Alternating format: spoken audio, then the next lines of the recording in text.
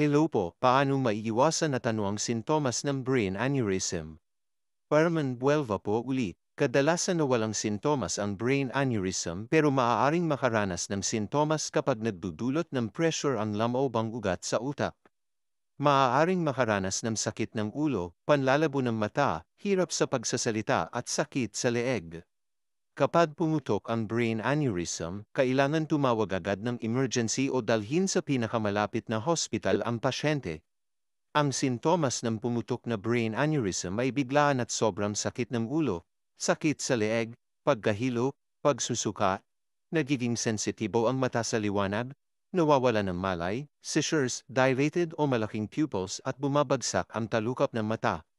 Paano maiiwasan ang aneurysm? Una, kumain ng masusustansyang pagkain. Ikalawa, iwasan ang labis na stress. Pangatlo, iwasan ang labis na pag-inom ng kape. Pang-apat, iwasan ang pagkain ng mga maaalat. Ingat po palagi. God bless po.